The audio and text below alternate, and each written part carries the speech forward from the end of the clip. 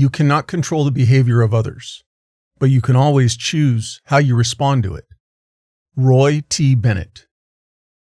Most people think that emotional control is something you notice in the big moments. The person who stays calm in an argument. The leader who doesn't crack under pressure. The athlete who stays composed late in the game. We tend to think of emotional control as this visible performance. It's something dramatic or something impressive. But that's not where emotions live most of the time. Emotions, they usually show up in smaller situations that don't get credit.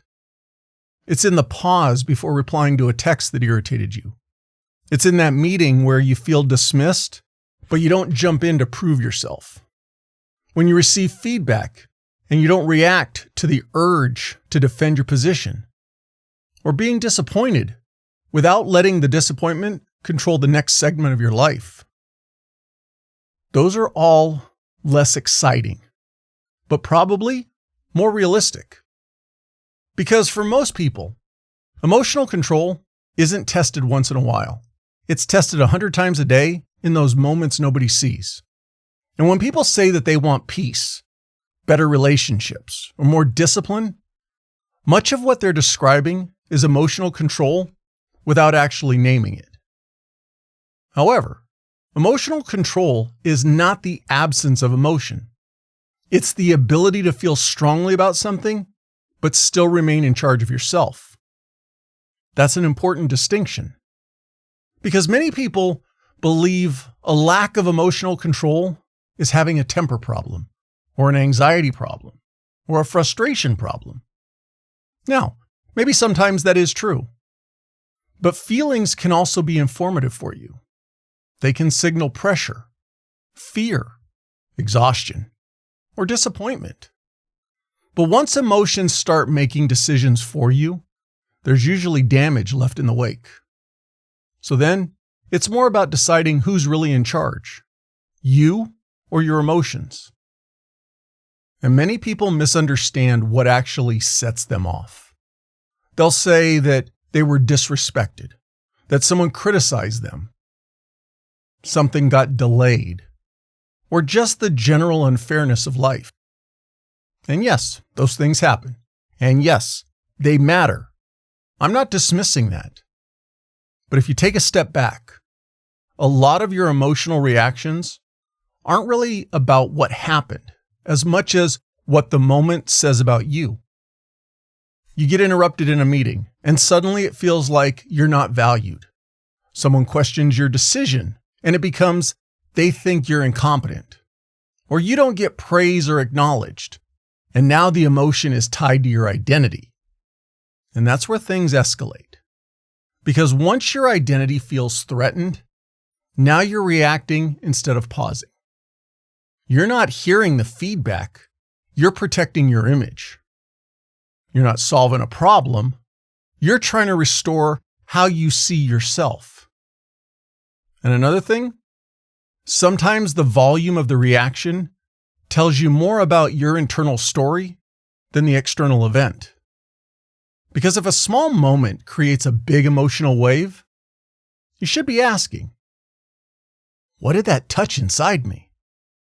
However, the hard part to acknowledge is sometimes the moment isn't attacking who you are. Sometimes it's just revealing how tightly you've attached who you are to things outside your control. However, once your identity gets involved, something else often shows up right behind it. Defensiveness. And defensiveness comes out as a harsh tone. It's you wanting to give reasons why it wasn't your fault. The need to correct every detail. Or simply saying, I'm done with this. Now, from the outside, it can look like this is confidence. But many times, it's your fear trying to regain control. It's more about your fear of looking weak, being misunderstood, being seen as less capable.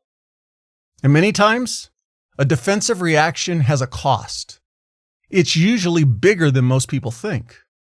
It can shut down genuine conversations, make feedback harder to give, and turn small issues into strained relationships. However, the strange part? Being defensive often feels productive in the moment. You feel like you're standing up for yourself, or you're setting the record straight.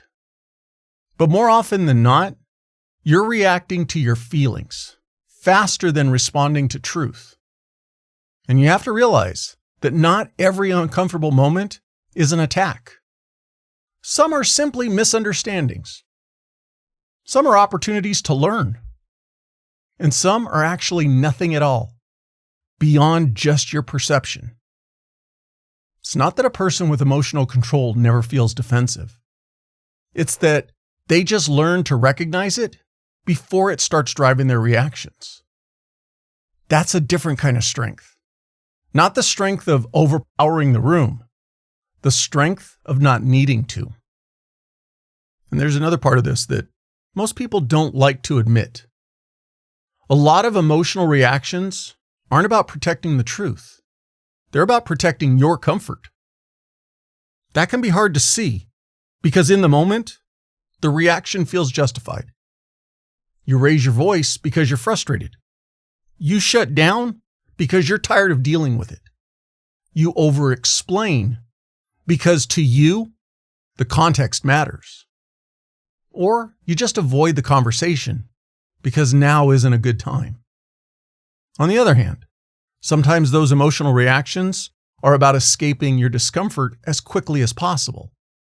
The discomfort of being wrong, of being challenged. Or the hardest one, the discomfort of hearing something about yourself you don't want to hear. And that's where emotion becomes a shortcut. Instead of processing the moment, we discharge it. We make something else the problem because it gives quick relief. But relief and resolution are not the same thing. Quick relief often feels good because it removes pressure fast, but it usually leaves the actual issue untouched. And as you can imagine, it comes back later, often worse because nothing changed underneath it. And this can happen at home, at work, and with your friends. So you don't need to become emotionless to change that. You just need to become more honest about what the reaction is trying to accomplish. Some reactions are useful, but many times, reactions are simply emotional painkillers. And many people think that they have reoccurring conflicts with other people, when sometimes they have reoccurring avoidance with themselves. Because if comfort is the priority, then personal growth gets delayed. And this is where a lot of people give up on emotional control before they ever really start. Because they assume the goal is to stop feeling angry, stressed out, being frustrated, or disappointed. But when they feel those things again, they assume that they've failed. However, that part isn't a flaw in the system. That is the system. Because emotion is actually information. Emotion can tell you when a boundary matters, that you care deeply, or maybe an old wound hasn't fully healed. Remember, the problem isn't the feeling, it's what happens next. Do you let frustration decide your tone of voice? Do you let insecurity choose your words? Do you let disappointment turn into quitting? That's the real battlefield. Emotional control isn't emotional absence. It's emotional leadership. You can feel anger and still speak calmly. You can feel fear and still move forward. You can feel embarrassment and still own the mistake. And you can feel pressure while you still choose patience. That's a different standard than pretending nothing affects you. In fact, pretending often makes things worse because suppressed emotions often tend to leak out somewhere else. On the other hand, one of the quieter costs of poor emotional control is bad decision-making, because emotions tend to narrow your lens. When you're angry, you see how you can strike back. When you're anxious, you only focus on the threat. And when you're insecure, you only acknowledge the judgment. But none of those emotions are bad per se. They're just incomplete narrators. That's why decisions made in emotional spikes often age poorly. Time changes perspective because emotion often loosens its grip. And this matters more than people realize, because the direction of your life is rarely changed by one massive decision. It's shaped by hundreds of smaller ones, usually made under pressure.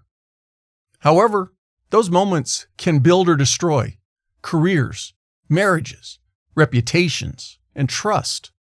Emotional control gives you something valuable in those moments. Choices. Instead of one reaction, you have options. You can ask more questions. You can gather more facts. You can pause and revisit it tomorrow. It's the old sit on it for a day before sending that email. And that pause can seem small from the outside. But inside, that pause is better judgment, more restraint, and more self-respect. A lot of regret is simply action taken too quickly. But a lot of progress is action taking at the right time. And very often, timing is emotional discipline in disguise. So, maybe emotional control has been referred to in the wrong way for a long time. We talk about it like it belongs to only certain people, like it's a special gift. But most of the people who appear steady aren't living without emotion. They've just stopped treating every feeling like an invitation to react.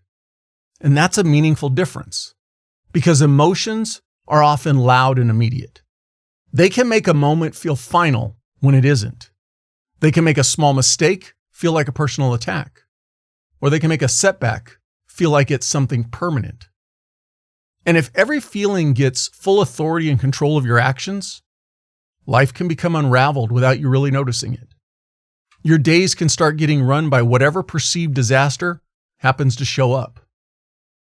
But there's another way to live. Not by becoming disconnected. Not by pretending things don't affect you. Not by acting outside normal human reactions. It's simply by becoming someone who can feel deeply and still choose carefully. Someone who doesn't need to win every moment.